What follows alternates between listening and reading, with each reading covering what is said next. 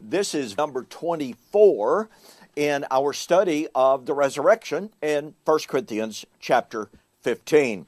Well, we've come to the point of 1 Corinthians 15 where Paul said that Christ was the first fruit of those who had fallen asleep, that is, died before him.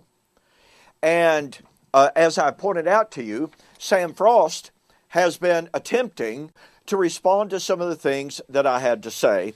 And then on Facebook, he's been writing some things and trying to answer a little bit of the problems that he raised for himself by his video.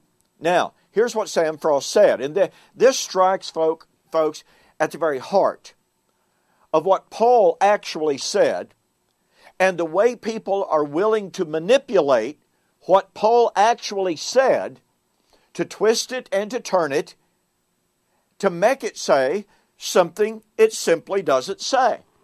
And it illustrates, I invented a Latin term many years ago, purely in levity, and that Latin term is argumentum desperatum. And what I mean by that is the longer I live and the more I witness people attempting to answer covenant eschatology, the more desperate their arguments become. The more they are willing to twist and to distort what those of us who espouse the truth of covenant eschatology actually say. I raised the point in response to Sam Frost. Sam Frost said, even though and because God said to Adam and Eve, in the day you eat of the forbidden fruit, you will surely die. Now, please catch the power of this. Sam Frost agrees and admits that Adam and Eve died spiritually the very day they ate. Now, I have to point out that in his video number 2, Sam said, well, spiritual death is not real. There is no such thing because the spirit never dies. And then less than a minute later he says they died spiritually. Okay, if there's no such thing as spiritual death, then how did they die spiritually? You see, this is the problem. Well, anyway, Sam Frost said they did die covenantally, relationally, that very day. But God offered an animal sacrifice for them. He covered their nakedness, and they did not die. Adam and Eve did not die. The animal did, but the animal was a substitute for Adam and Eve. So Adam and Eve did not die for 900 years. Now, I just have to point out the incongruity of this. Sam Frost tells us that man is a singularity. You cannot dichotomize between man spiritually and man physically.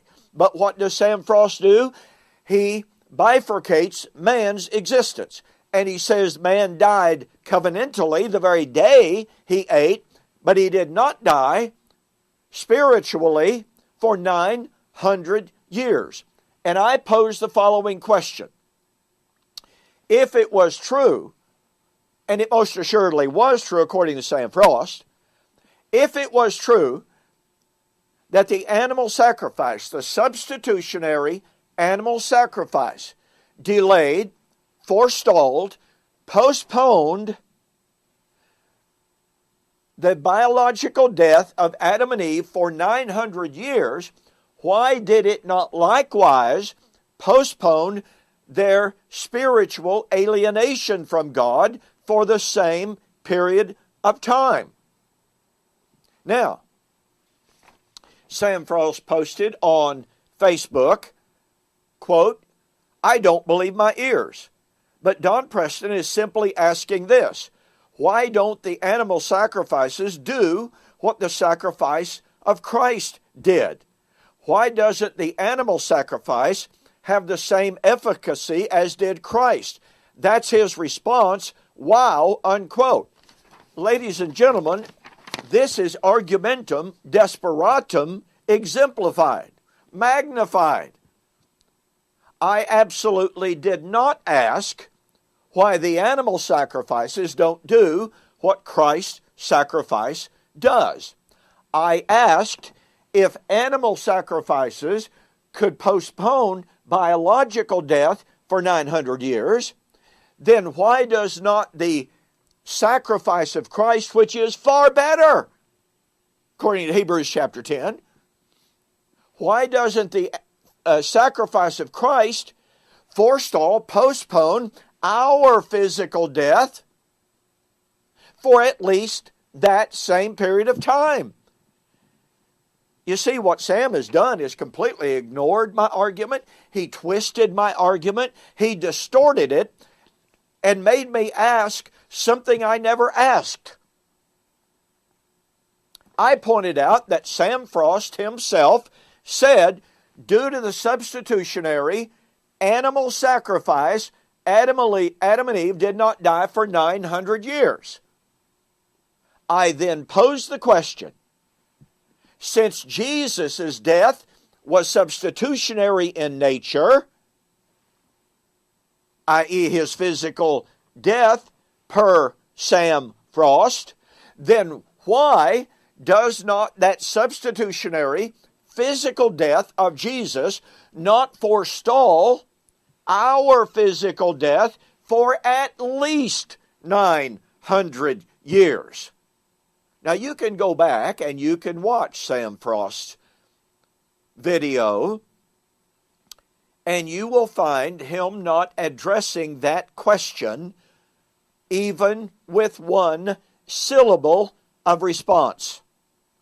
You know, folks, look, you can't say logically that animal sacrifices were a substitute for the physical death of Adam and Eve for 900 years without logically raising the question, Jesus' physical death was a substitute for our physical death, according to Sam Frost. Why then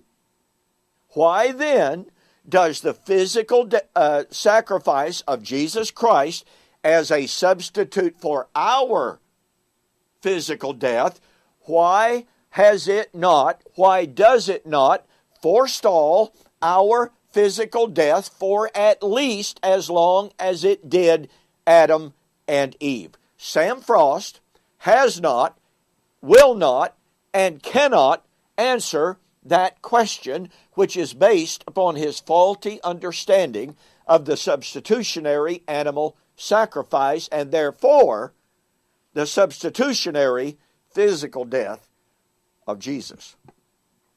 Now, we're going to address even more specifically this concept of Christ being the first fruit, the first to be raised from the dead. And we'll do that on the flip side. In the meantime, in contrast to the obfuscation, the cloudy thinking, the evasiveness of Sam Frost in what he has written on Facebook and done on YouTube, you need to get a copy of the book Exegetical Essays on the Resurrection to see the clarity of his thinking, the logic of his thinking in the book Exegetical Essays on the Resurrection. Go to my website, BibleProphecy.com, order the book. Regular price, $17.95 plus $4.95 shipping. You need a copy of this book. You'll see how clearly Sam Frost was thinking here in contrast to what he is now saying on YouTube and Facebook. Hey, we got more. We'll see you on the flip side.